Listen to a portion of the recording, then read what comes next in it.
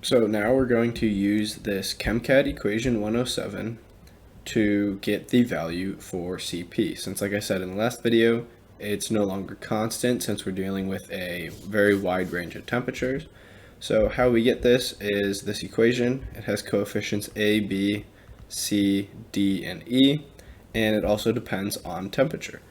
So what we need to do is we need to integrate this from our starting temperature, which is 298 kelvins, to our temperature of the flame, which is what we're going to calculate. So first we need to get at the integration of this expression. So the first term is easy. It'll just be A times T. The integration of A is A times T. And now we need to get at the integration of this second term. So B is constant. So I won't include it into the expression since it'll just be multiplied by the integration of this, of the C term. And so it's C over T divided by hyperbolic sine of C over T. And then this whole quantity is squared.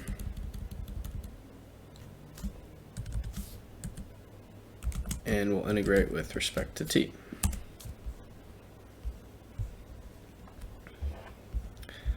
So there we have our integration for that. So the second term will just be B times C over the hyperbolic tangent of C over T. And now we need to get at the second term, which is just the integration of E over T divided by the hyperbolic cosine of E over T squared. And that integration is negative E times the hyperbolic tangent of E over T.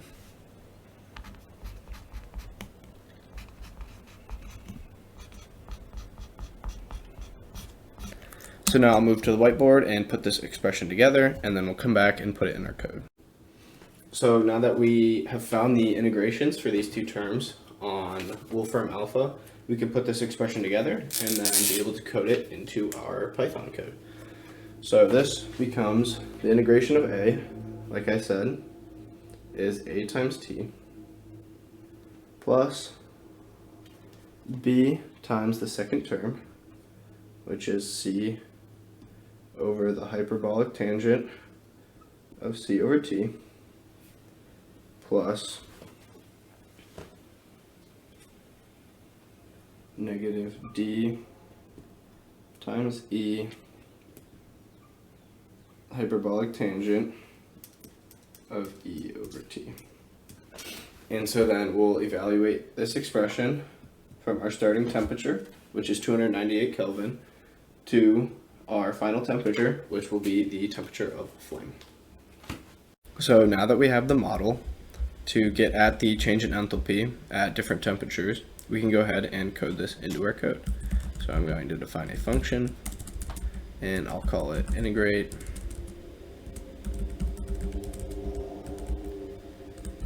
CP, and we'll pass temperature to it since this equation depends on temperature.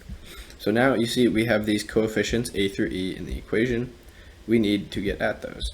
So to do that, we are going to use our tools.che.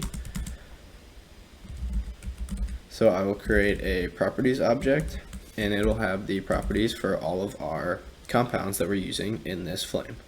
So we have methane, ethane, we have N-propane,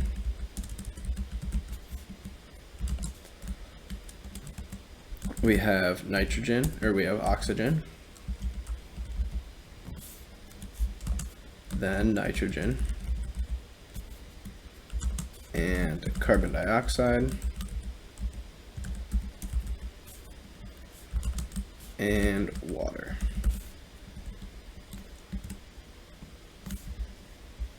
So now we can use this to get the values, see, for the A, B, C, D, and E coefficient.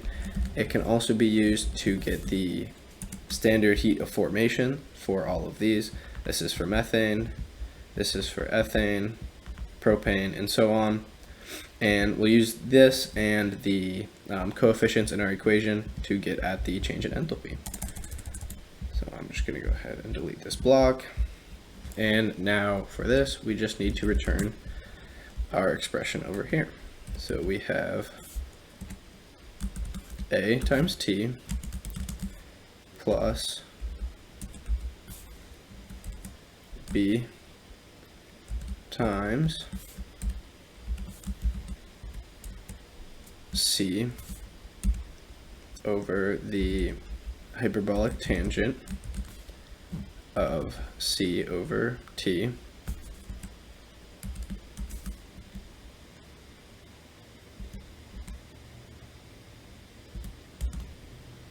minus D times E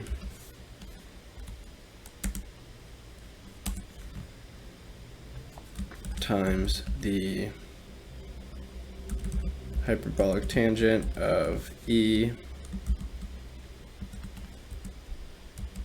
over T. So now we have this expression here. I can go ahead and test it out.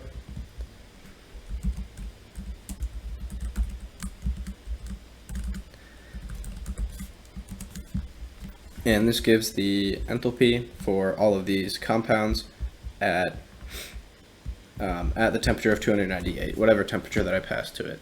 So these values actually come out in a per 1,000 mole basis, but if we look at our enthalpies of formation,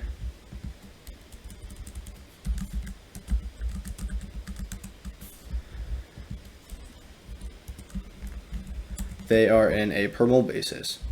So we need to divide this equation by 1,000 to make sure that our units match up. So now we can define a function, I will call it h of t, to calculate the enthalpy of our system. So this is just going to return the formation of our compounds plus the enthalpy at the temperature of the flame minus the enthalpy that these products had at 298 kelvins. And so then in the next video, we'll finish this up and calculate the maximum temperature of the flame.